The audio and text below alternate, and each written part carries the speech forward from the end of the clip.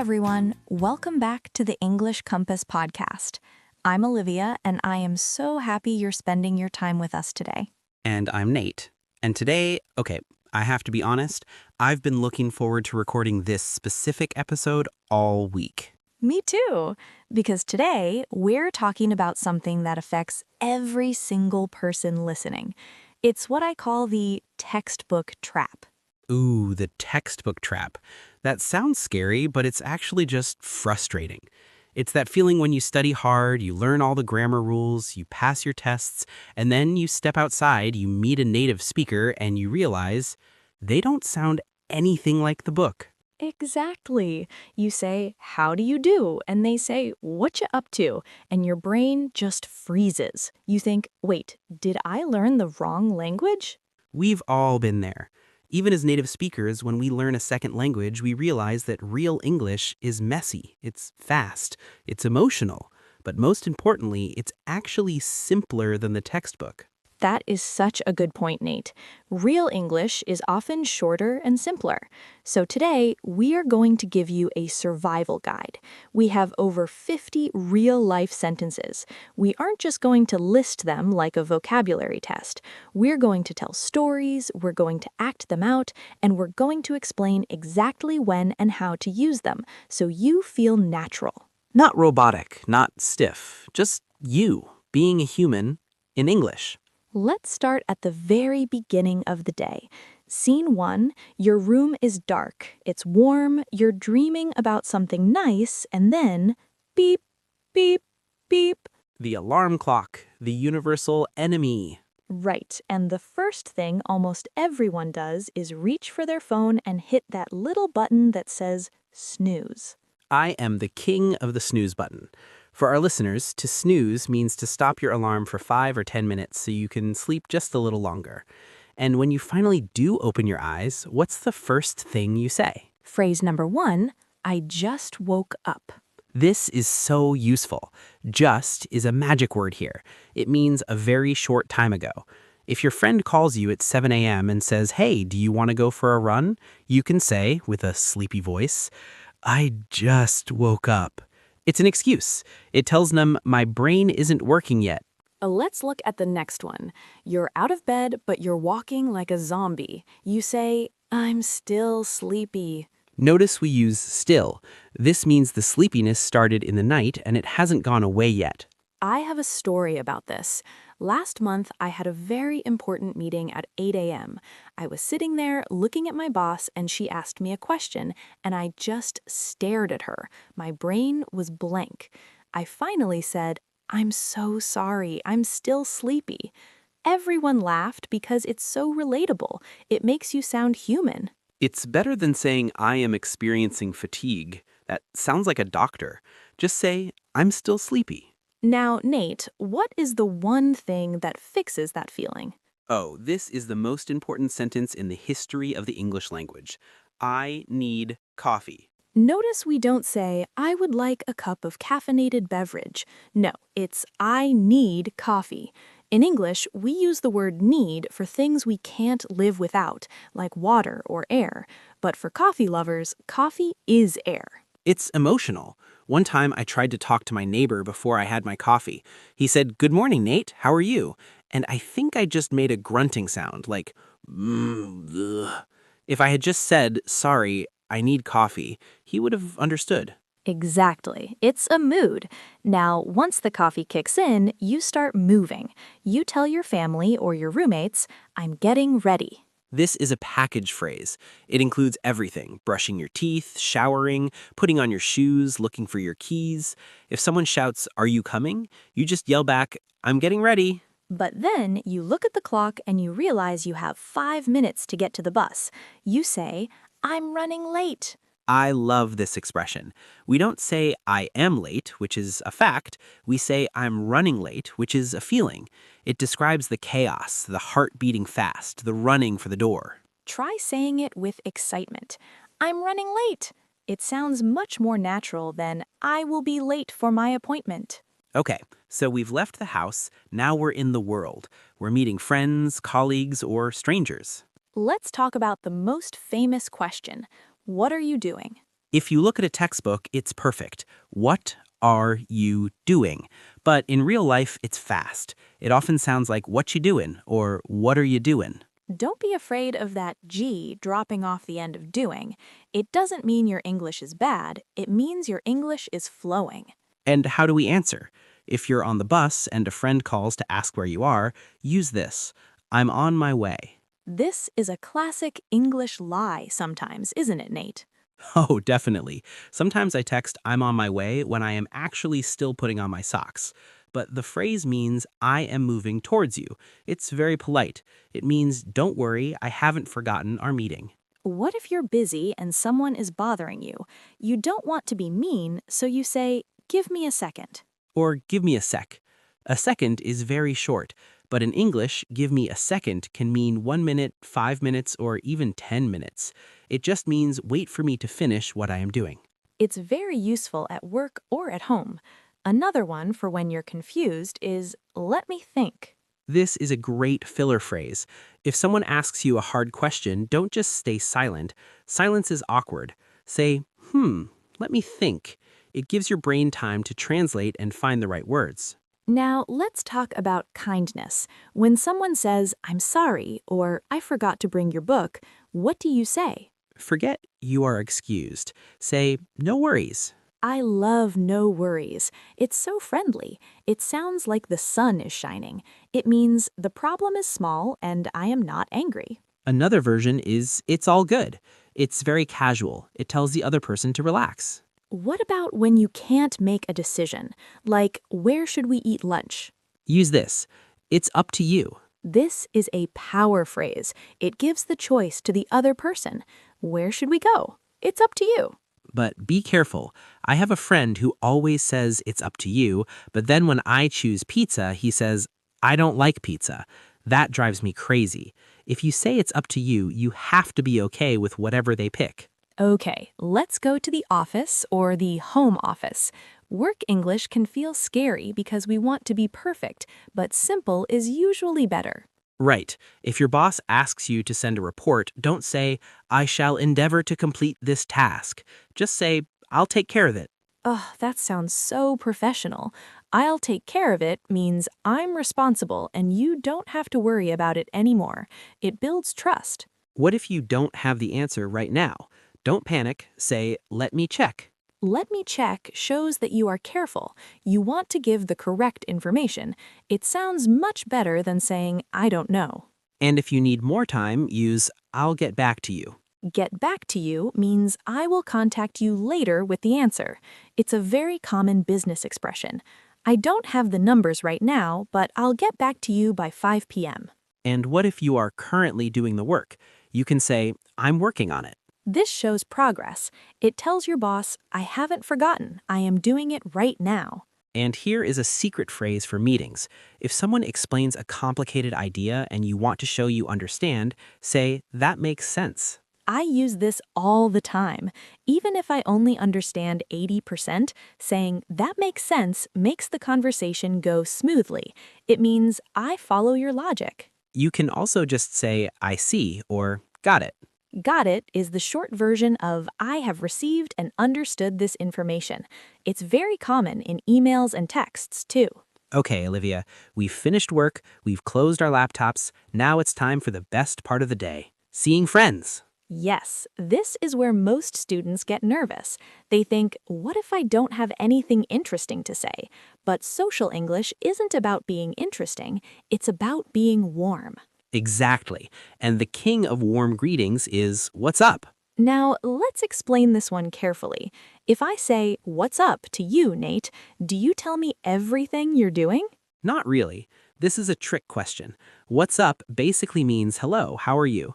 A lot of people answer with not much or just hanging out. Even if you are actually busy, not much is the standard response. It's like a secret code. It really is. Now, what if you haven't seen a friend in a long time, maybe months or years? You say, "Long time no see."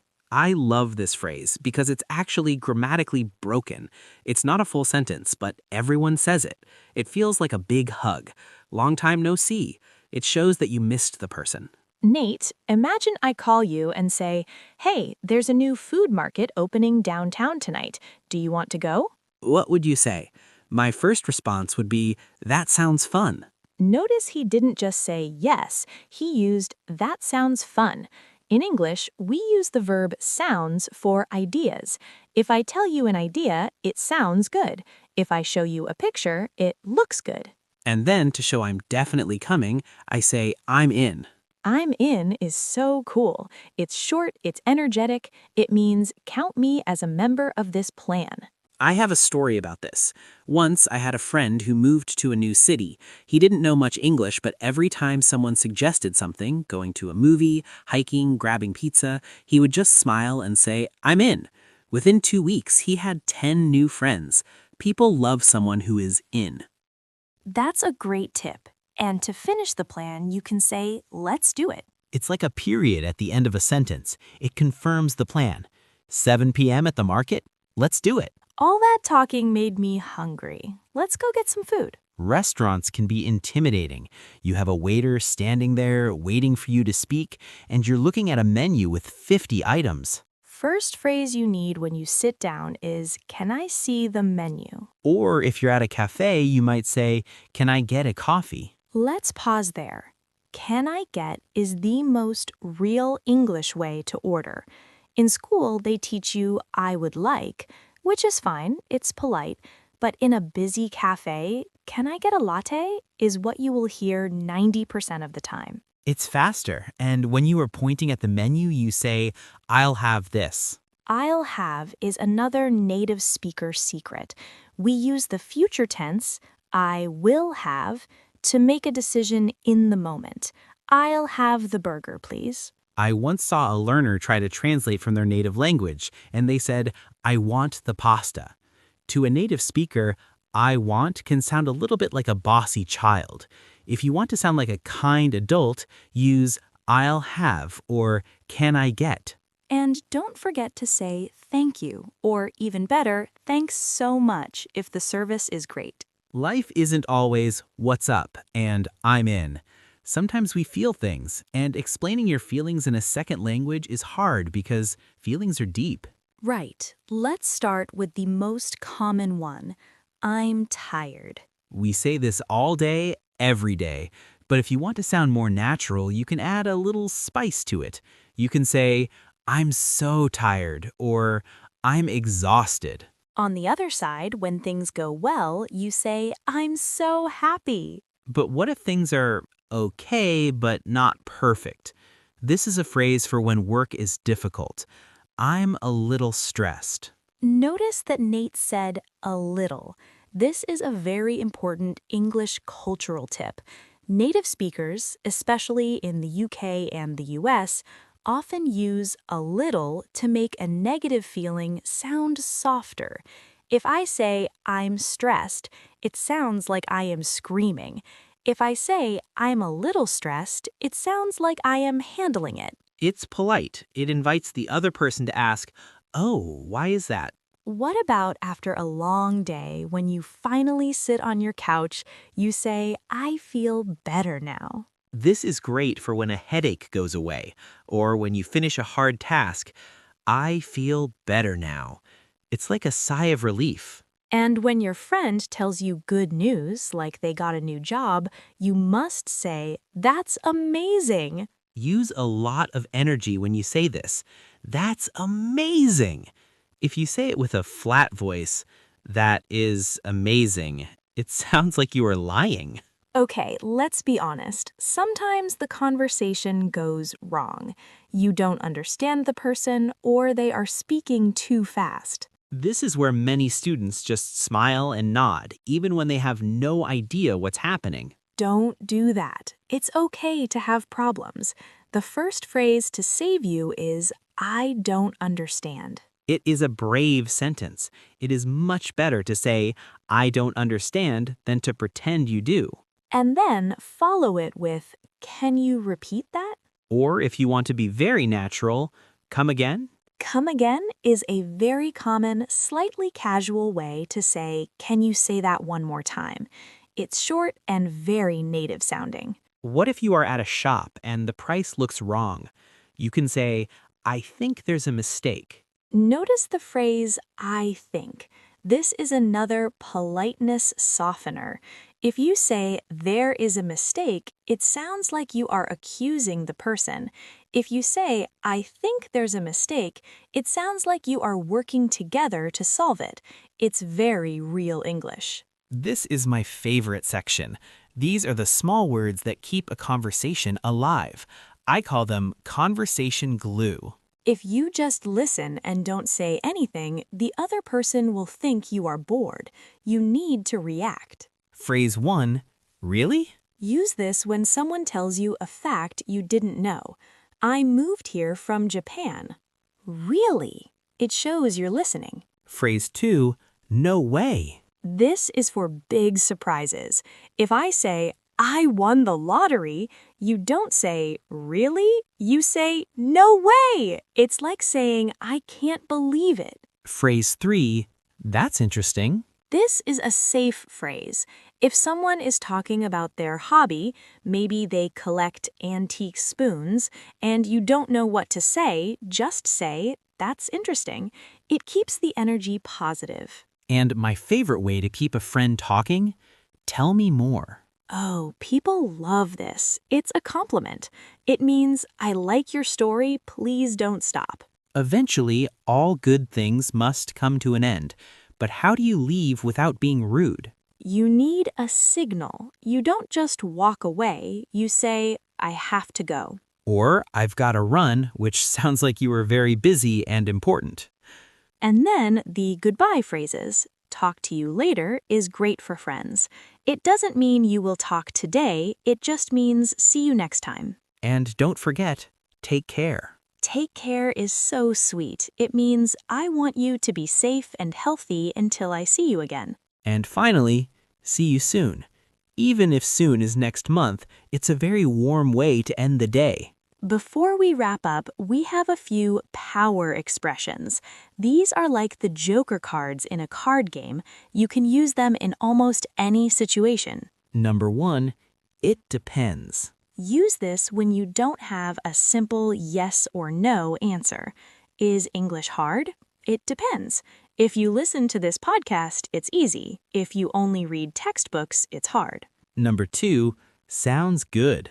This is the ultimate agreement phrase. Should we meet at 5? Sounds good. Want to try that new pizza place? Sounds good. Number 3, that works for me. This is a bit more practical. It means that plan fits my schedule. And finally, number 4, I'm not sure. It's okay to not be sure. Be honest. I'm not sure. Let me check and get back to you. And when you're ready to start an adventure, let's go. Wow, Nate, that was a lot of English. It was, but remember, everyone listening, you don't need to be a dictionary. You just need to be a communicator. These 50 phrases are your tools. Imagine you are building a house. You don't need every tool in the world, you just need the right ones for the job. If you made it to the end of this long episode, we are so proud of you. Seriously, listening for this long is how your brain starts to soak up the rhythm of the language. Exactly. It's like music. The more you hear it, the more you can sing along. Before we go, I want to share a quick story.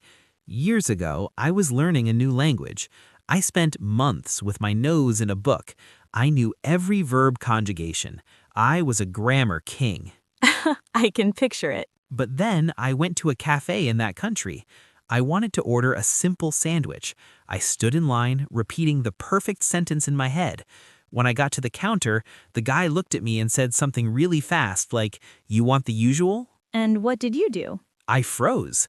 My perfect grammar didn't help me because I wasn't prepared for a real conversation. I realized then that I didn't need to be perfect, I just needed to be natural. That's so true. Language isn't about being a robot, it's about connecting. If you use the phrases we talked about today, phrases like no worries or that makes sense, people will feel comfortable talking to you. So here's your homework. Don't try to memorize all 50 phrases today. Just pick 5.